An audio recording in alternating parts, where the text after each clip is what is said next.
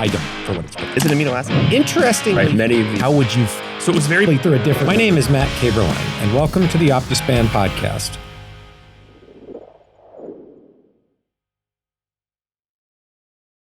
Hey everyone, welcome to the Optispan podcast. Today we are going to do another R-Files Ask Me Anything. So these are questions that have been collected, I think from the YouTube channel primarily, maybe some from X that people have sent in related to rapamycin, and Nick is going to throw them at me and I'll do my best to hit it out of the park. So first of all, I wanted to thank Krister for helping me put these questions together just to get in front of you. Great. So thank you. Thanks, Krister. We'll see. Actually, should I thank you? I guess I'll wait and see what the questions are. So first question is, what diseases, if any, have clearly been shown to improve on rapamycin? Yeah, I mean, look, this is a good question. I think people have to recognize that we haven't had the definitive clinical trials testing rapamycin for anything other than the approved indications. So organ transplant patients, use in cardiac stents, some types of cancer, and some diseases where mTOR is hyperactivated. So the real answer is clearly shown is a difficult bar when we haven't had the clinical trials. So what we do know, right, is we can look at the preclinical data. So we're talking about primarily mice, but also simpler organisms, fruit flies, nematode worms, and yeast. But from the preclinical studies in laboratory animals, we know that rapamycin universally increases lifespan, at least everywhere where it's been tested. And in rodents, where we can actually look at multiple health span metrics, there's a whole bunch where rapamycin has shown a positive effect. So the list is long, but it includes reducing cancer, or at least delaying cancer, pretty much all cancers, improved cognitive function, improved kidney function, preservation of tendon, better intestinal function, reduced dysbiosis, better ovarian function, actually reversal of ovarian decline, protection against hearing loss, reversal of periodontal disease, reversal of senescence of the immune system, reversal of declines in heart function, right? So it seems as though, at least in laboratory animals, rapamycin is really having a beneficial effect on pretty much every age-related disease, probably because it's targeting the biology of aging as opposed to targeting specific pathologies of disease. And then we can look in specific disease models in rodents. And again, there's a whole bunch. Now, take it for what it's worth. These are mice, right? They're mouse models. But there are lots of disease models in rodents where rapamycin has been reported to have positive effects. Again, the list is long. Neurodegenerative diseases, not just Alzheimer's, but Parkinson's, Huntington's, ALS, multiple types of heart disease, multiple types of metabolic disease, multiple types of cancer, whether these are endogenous cancers in the mice or human cancers that are given to the mice, multiple types of kidney disease, multiple types of autoimmune disease, muscular dystrophy, mitochondrial disease, right? So the list goes on in preclinical data.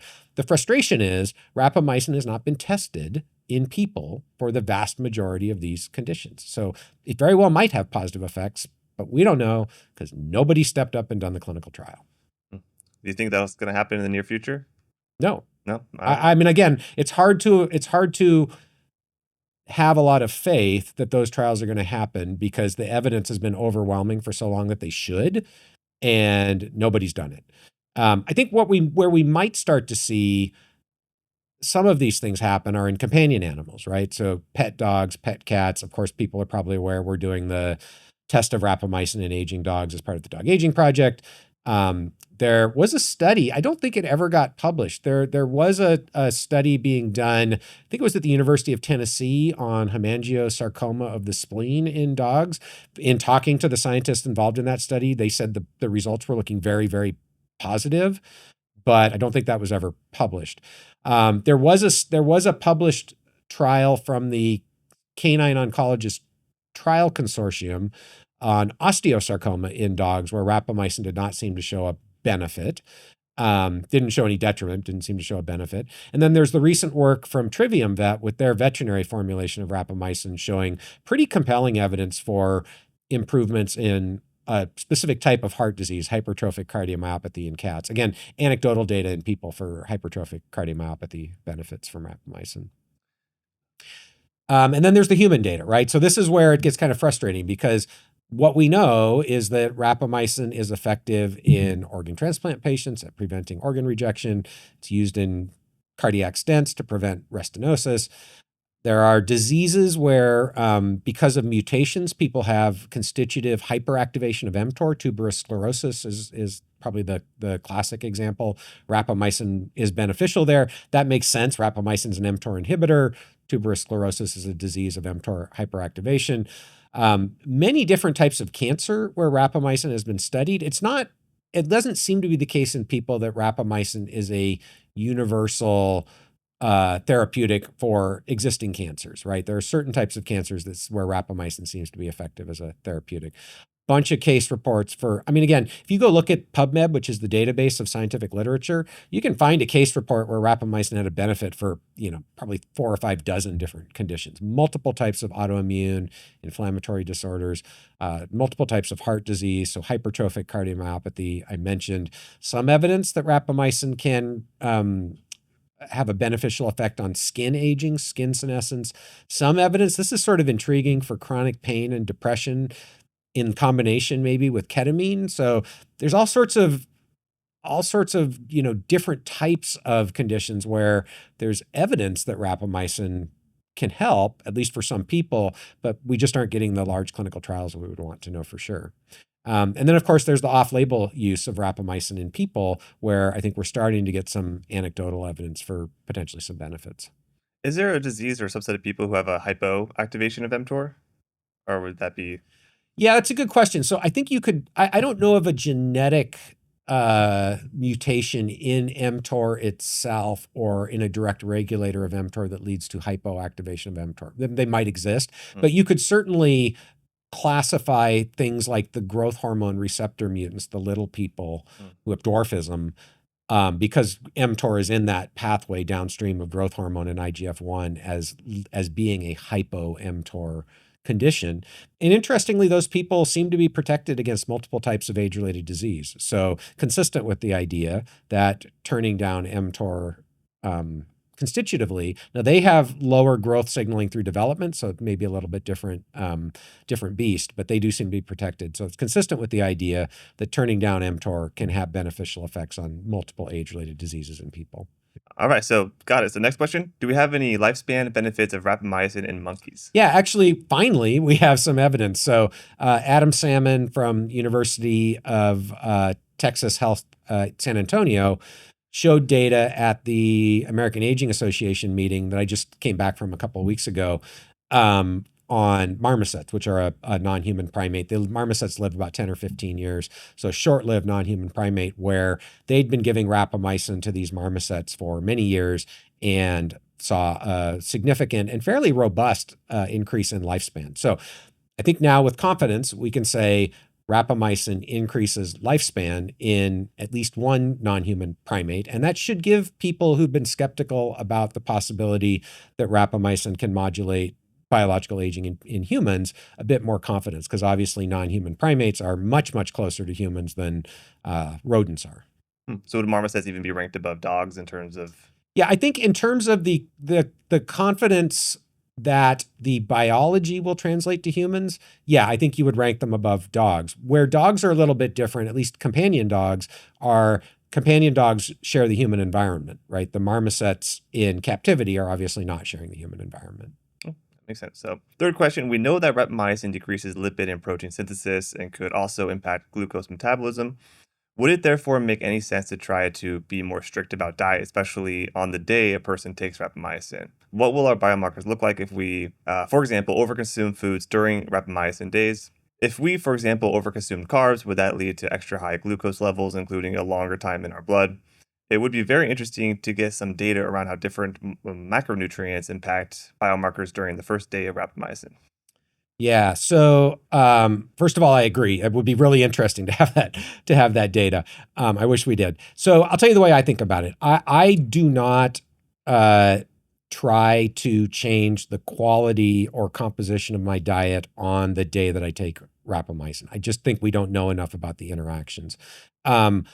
I do think it would be really interesting to get a large data set on multiple people using continuous glucose monitoring who are dosing rapamycin, say, once a week or once every 2 weeks, to see whether or not there are sort of macro changes in their glucose homeostasis the day they dose, the day after they dose, and then as the rapamycin is being cleared from the system, later on in the weekly or biweekly cycles. I haven't seen that data. I can tell you from my own experience just recently. So I wore a CGM for a couple of weeks recently. And again, I'm doing 8 mgs rapamycin every week since January. And it was my perception, and again, this could be completely wrong because I haven't replicated it. It was only for the 2 weeks that I had the CGM on. It was my perception that my blood glucose was what I refer to as squirrely, meaning it was bouncing up and down a lot more than it normally does the first couple of days after I dosed.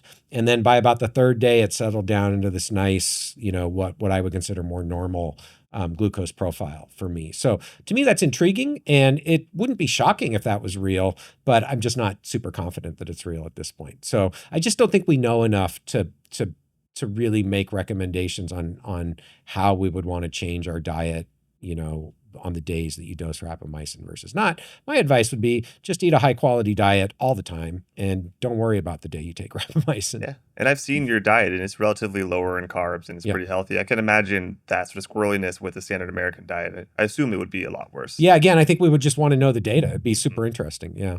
I also speculate most people who are using rapamycin off-label for health span purposes aren't eating a standard American diet. That's true. That's a good point. So, all right, so we have several questions around protein intake on rapamycin days. So, should you lower protein levels on the rapamycin day if you consume a high protein diet? Should you lower proteins in general or just branched chain amino acids, BCAAs, especially leucine, which is very potent mTOR activator on the rapamycin day? Will the high protein minimize the effects of rapamycin? If potentially so, should rapamycin and high proteins, especially BCAAs, be staggered or opposed to stacked? We want to lower mTOR with rapamycin, but also take lots of protein on workout days, so 6 days a week, which raises mTOR. Can you elaborate on the interplay here between raising mTOR with protein/exercise and lowering it with rapamycin? And to the best of our knowledge, how to optimize that cycle. Okay, so I think there were 4 questions there, and they're all at least conceptually related to this idea of, again, should we try to modify our diet composition, specifically in the context of protein here, within a cycle of taking rapamycin, say, once a week? And it seemed like people were asking or suggesting that you might want to reduce protein consumption or reduce specifically leucine consumption on the days that you dose rapamycin. And again, the answer here is I don't think there is one that is high quality. Like, I don't think there is an answer that we can have confidence in. So my personal view is that we simply don't understand the complexities of the system well enough to make rational decisions about how we want to optimize protein composition in the context of timing of rapamycin. And the reason we aren't able to do that is because we don't have biomarker tools for really assessing this interaction between dietary protein and rapamycin in real time. So again, just to give people a little bit more insight into why I'm, I guess, waffling a little bit, but trying to be like realistically accurate in the way I think about this, I think that our limited understanding of how this all works together really reflects that we really don't know the kinetics of rapamycin uptake and distribution within different tissues and organs and cell types. We don't know the differential mTOR inhibition, which rapamycin's got to get into the cells, but then it's got to inhibit mTOR in these different tissues and organs. That understanding is so rudimentary that it's really not much better than a stab in the dark trying to figure out how much protein should I eat to optimize mTOR signaling in these various tissues and organs when we don't actually know what the optimal mTOR signaling is. We don't have any way to measure mTOR signaling in these tissues and organs. So again, I think what we can say with confidence is rapamycin is a specific and fairly potent biochemical inhibitor of mTOR. Dietary protein, to some extent, although I think it's overstated, will activate mTOR. Calories, just the total amount of calories that you're eating, will also activate mTOR. We have some reason to believe that rapamycin, at least periodically, will have a positive beneficial effect on lifespan and health span metrics and knock down inflammation. That's kind of what we know at this point. And we're guessing a lot about dose, and we have some evidence that 6 mgs to 8 mgs once a week can improve immune function, all that stuff. But we really don't know. So my view is, like, don't worry about it. That's the way I approach it. Eat a clean diet. I personally try to eat a diet relatively high in protein. I do resistance training. And I don't really change my diet on the day that I'm taking rapamycin. I think my view is that's trying to over-engineer the system given our level of understanding right now. And you're just as likely to have a detrimental effect or a counterproductive effect by trying to over-engineer the system as you are by just saying, I'm going to do what I think is optimal or close to optimal, and I'm going to do it all the time. That's my view on the question. I'm sorry. I get it. You guys would really like a clear answer. I don't think there is one right now. And my layman view on it is, like, if you're a 300-pound bodybuilder building muscle, that mTOR might be bad. But if you're just someone like our body weight doing some BCAAs, it's a really transient spike. It's not that big of a spike of mTOR. Well, yeah, but I would also say, like, I don't see a lot of rationale for, like, supplementing with branched chain amino acids. No, not anymore.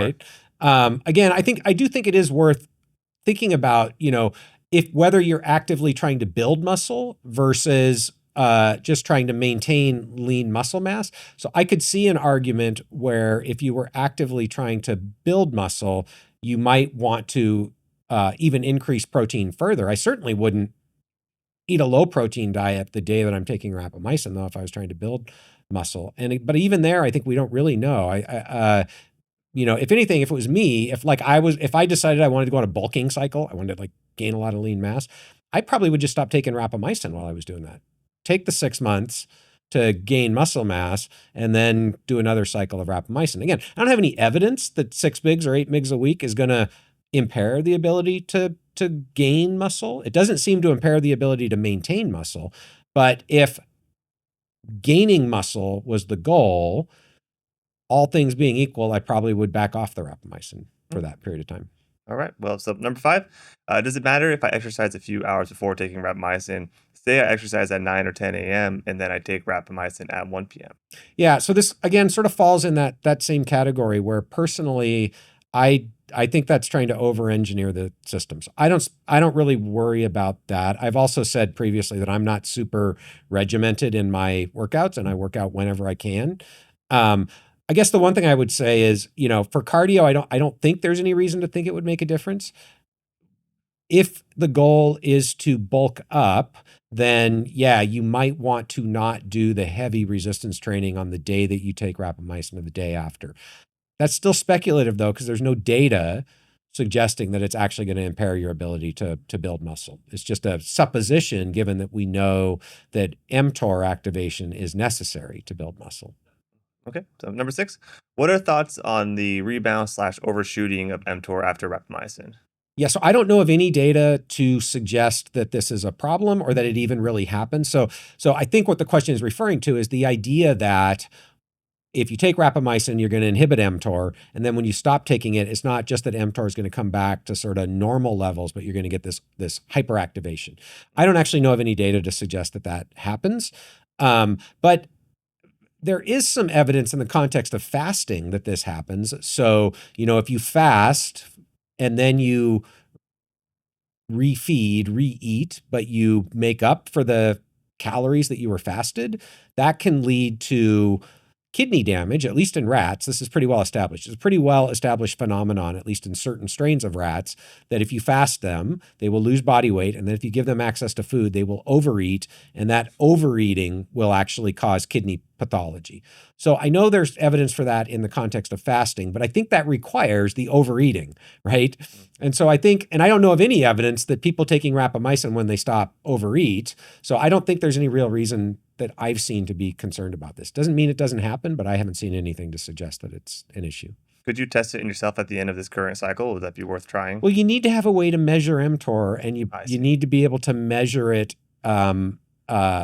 multiple times over a fairly short time period. So I think in principle, you could, collect PBMCs, which are blood cells, and you can measure mTOR activity in PBMCs. That's probably about the best you could do, would be to, while you're on a cycle of rapamycin, periodically measure mTOR activity in PBMCs, and then right after you come off, measure it and see if you get a spike. But it's going to be complicated because you would probably have to do that in a fasted state, because as soon as you eat, that's going to affect mTOR activity. And there's circadian effects on mTOR activity. This is, again, where I think people who want these answers, and I understand why they want the answers, don't appreciate the complexity of the biological system that we're operating in, and all the variables that feed in to affect mTOR activity, and the limited ways that we have to measure it. So I think it would be really hard to do that in a quantitative, meaningful way. All right, that makes sense. Number 7, is it better to dose every 2 weeks or every 1 week? How would I know which one to choose? Yeah, I wish I knew, right? Again, this is where we're sort of operating in the absence of data. So I don't think we have any really solid data on benefits or side effects comparing once weekly dosing versus once every 2 weeks.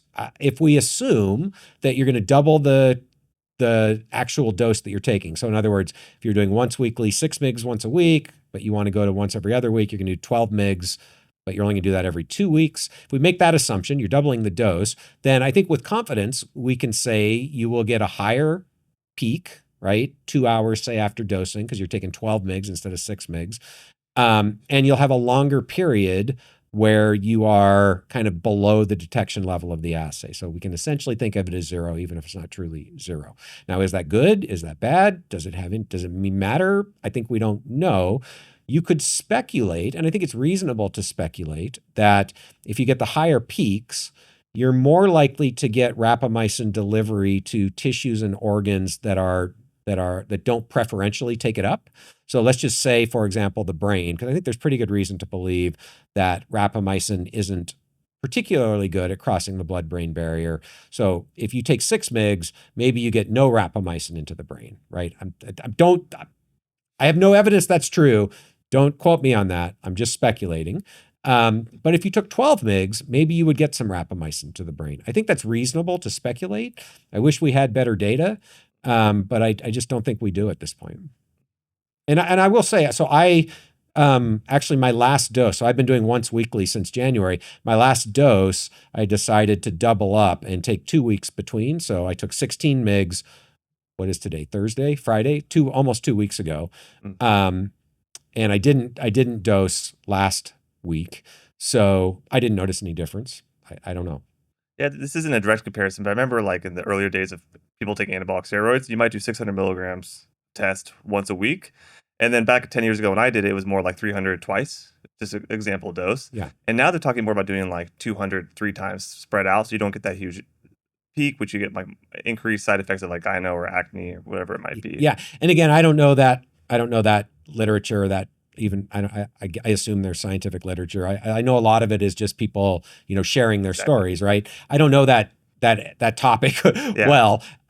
What I will say is, I think if you can be guided by actual experiential data on side effects and efficacy, again, it's not as good as a randomized clinical trial, but if you see it enough with enough people, you start to believe it. There just aren't that many people using rapamycin off-label sharing their stories yet. I will say, this idea of spreading it out, right, makes sense for certain types of therapeutics or certain interventions. It's going to depend a lot on the biochemical interaction you're trying to achieve and how that biochemistry is related to the endpoints that you're trying to achieve, right? And obviously the endpoints are very different in the use of anabolic steroids versus rapamycin. It's also going to be important to consider the sort of natural circadian variation in the system you're perturbing. So in the hormonal systems, right, I think we have a reasonably good understanding of the natural circadian variation in testosterone and other hormones.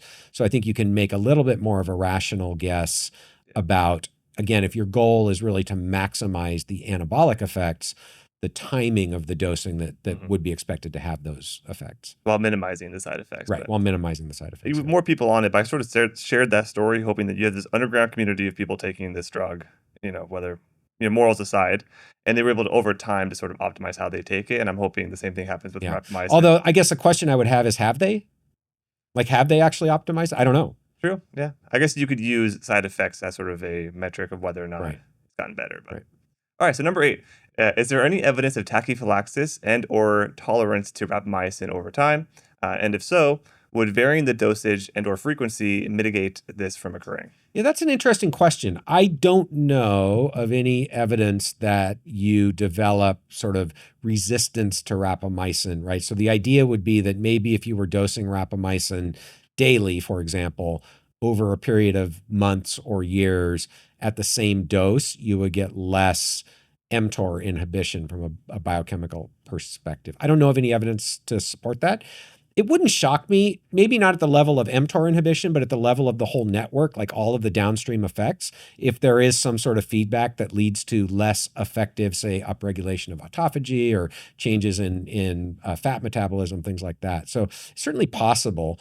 Again, I don't know of any evidence to support it. I think the probably the best thing we could point to is that in the rodent studies, most of the studies that have showed lifespan extension or significant improvements in health span have been done using daily dosing of the drug. In the lifespan studies, that's over the majority of the lifespan of the animals in some cases, and you still see pretty big effects. So, that doesn't prove there isn't any sort of resistance in terms of effects of the drug, but it suggests you can still get benefits even if you're dosing daily over a significant fraction of the lifespan.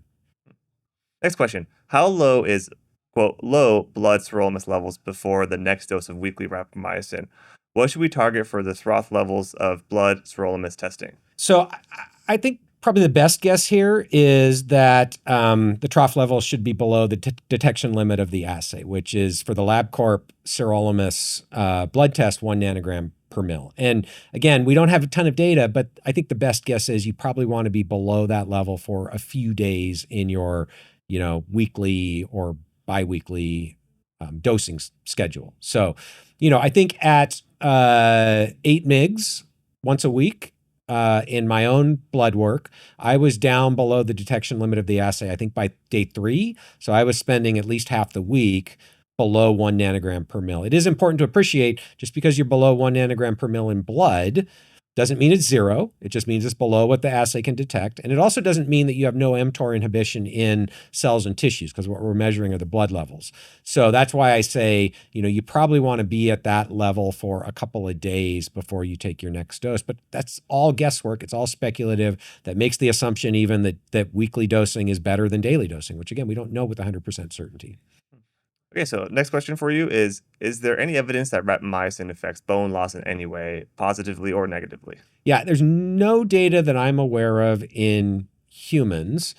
And anecdotally, I don't think there's an effect either direction, just from, what I've heard and experienced. So take it for what it's worth. I'll change my opinion if I see actual data, but I haven't seen anything to make me believe that it's positive or negative for bone density. And I differentiate that from lean mass. I am now, becoming relatively convinced that at least in a lot of people, once weekly rapamycin dosing can have a preserving effect on lean mass, with the caveat that you're eating a healthy diet and trying to maintain lean mass or gain lean mass, right? Doing resistance training.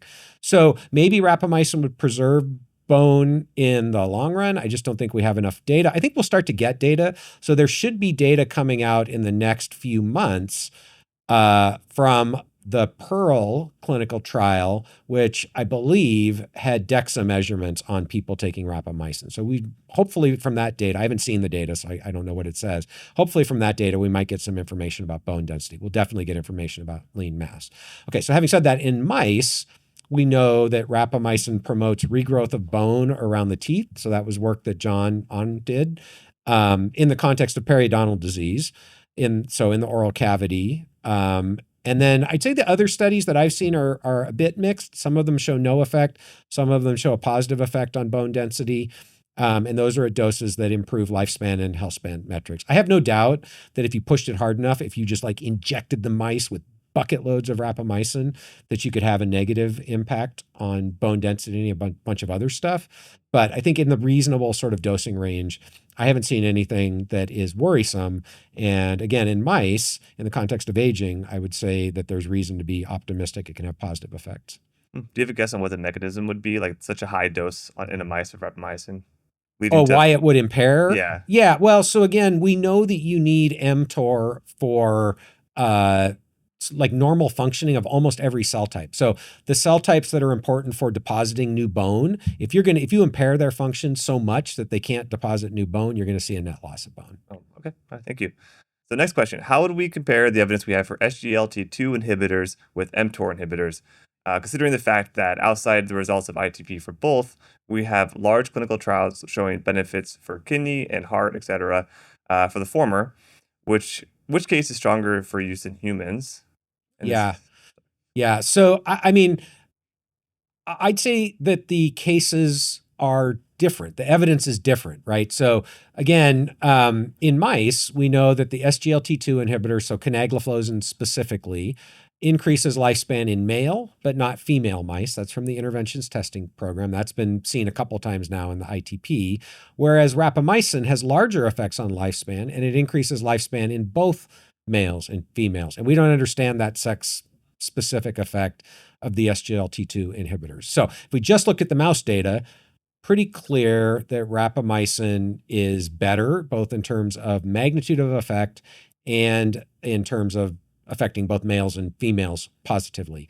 Also, of course, for rapamycin, we have this much, much larger body of literature showing improvements in, at least a dozen different health span metrics, multiple disease models. So it's just more data. Doesn't mean that SGLT2 inhibitors wouldn't have some of those same benefits for age-related diseases in mice. So at this point in mice, rapamycin clearly the gold standard compared, and clearly a better case than SGLT2 inhibitors. Now, look at the human data, which I think is what this person's referring to, where SGLT2 inhibitors have been used more broadly than rapamycin or other mTOR inhibitors in humans.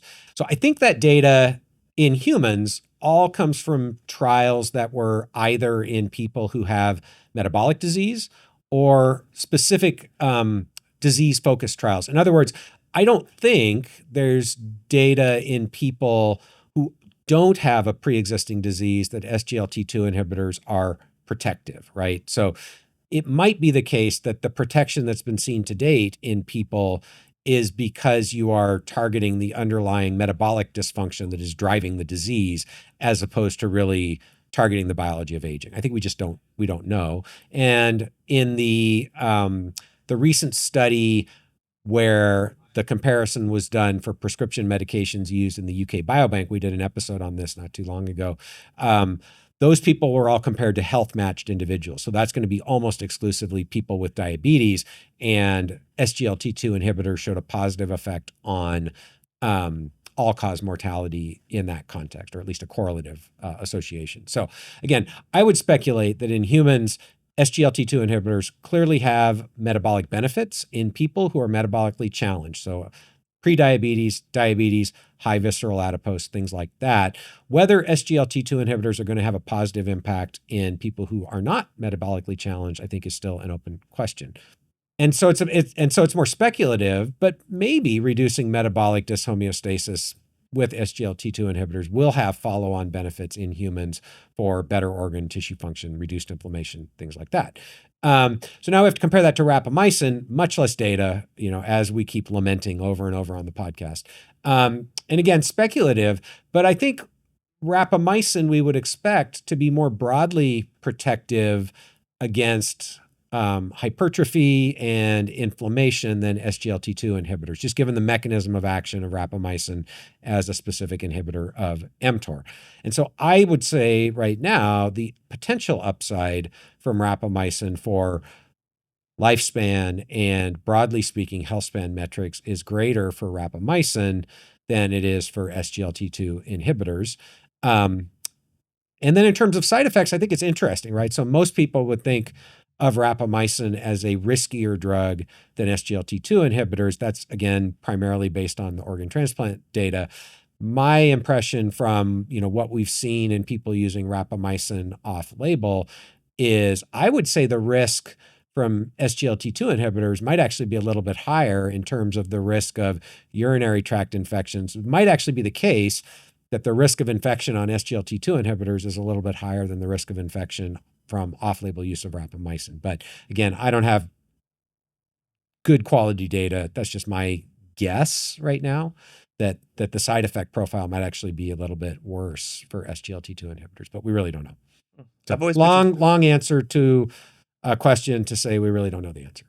To me, I've always pictured as two different populations who are taking those two different drugs, and it'd be interesting to hear someone's story who's on both. I think that I would say that's true historically. I think now we're starting to see this population of people who, we would consider healthy, right, in the sense that at least they don't have any significant age-related disease, taking one or the other or both. And I think we just don't have enough data yet to know what the effects of either or both drugs together. There are people taking both. I haven't seen any data from those individuals yet, but we'll find out over time probably. Yeah, that'd be interesting. So, next question: what is unique about TriviumVet's rapamycin formulation? Is it being sold yet? Yeah, so as far as I know, the TriviumVet rapamycin formulation is not on the market. TriviumVet is a company based in Ireland that has created a veterinary formulation of rapamycin. That's the formulation we're using in the dog aging project rapamycin clinical trial. So TriviumVet's rapamycin formulation is an enteric formulation for delivery of rapamycin to the small intestine. They validated it in cats and dogs, so it has known pharmacokinetics, and they are working at showing efficacy for heart disease in cats and dogs, so hypertrophic cardiomyopathy, dilated cardiomyopathy. They published some, I think, pretty compelling data that their formulation of rapamycin in cats can have a positive impact on hypertrophic cardiomyopathy. So that's what I know about the Trivium formulation, and they're working on getting conditional FDA approval. How do they give it to the animals? Is it a tablet or is it in their food? Yeah, so it's just a tablet. Oh, interesting. All right, number 14. So mice in trial are kept in very sterile conditions. Could it be that rapamycin makes the immune system less active and that the longevity of those mice is caused by less collateral damage in the body affected by a part of the immune system? Yeah, I mean, I think that's a reasonable idea. So it's important to appreciate that mice in the laboratory are kept in what's called an SPF facility, so specific pathogen free. It doesn't mean it's sterile. They're exposed to viruses and bacteria, but it is certainly cleaner than a mouse in the wild, right? Living in a barn or whatever, under a house. So I think whether or not the benefits of rapamycin in mice and potentially in people are due to tamping down the immune system is a little bit unclear, but certainly reasonable. And certainly I've said several times that I believe that a big part of the health span benefits of rapamycin comes from turning down chronic sterile inflammation that goes along with aging. But it's also important to appreciate rapamycin, at least at the doses that have a positive effect on lifespan, if anything, seems to be able to restore the ability of the aged immune system to function properly, right? So we had an episode where we talked about the evidence in both mice and people that in the context of aging, at least a transient treatment with rapamycin can actually rejuvenate the ability of the immune system to respond to a vaccine, right? So it's not the case that rapamycin is just generally knocking down immune function. Okay, so next question. Do we have any lifespan differences from rapamycin in the dog aging project? When will we know the results of the dog aging project study? Yeah, so no, we don't have any lifespan data yet. What I can say with confidence is we've done 2 short-term studies. One of them showed evidence for positive effects on heart function, specifically left ventricular function. Both of them showed evidence for positive effects on activity. The lifespan study is ongoing. Enrollment has been paused because of a gap in funding from NIH. I'm hopeful that we will be able to resume enrollment when additional funding is secured, but I can't give a target date for the end of the study because NIH chose not to continue to fund that project right in the middle. So I can't tell you when we're going to know. I'm hopeful, again, that we will be able to continue, complete enrollment, reach our enrollment targets, and have statistical power to detect a lifespan effect. Okay, we should put a link in the description to where people can go if they wanted to. Yeah, absolutely. So I know that the Dog Aging Project is an important project to many people. It's obviously personally important to me. We are actively trying to raise philanthropic funding. We have started, we being Daniel Promislo, Kate Creevy, and myself, have started a nonprofit 501c3 called the Dog Aging Institute, dogaginginstitute.org. People can donate to the project directly there. And I would be grateful to anyone who chooses to support the project. All right, thank you, Matt. I know more about rapamycin than I ever thought I would. We're going to keep on learning. Thanks, Nick. This has been fun. And thank you for watching. I hope you found it informative. As always, any questions, comments, please put them below. As you can tell, we do monitor the questions and try to respond to as many of them as possible, and we will continue to do that into the future. If you're not already a subscriber, please consider subscribing, and we hope to see you next time on the Optispan podcast.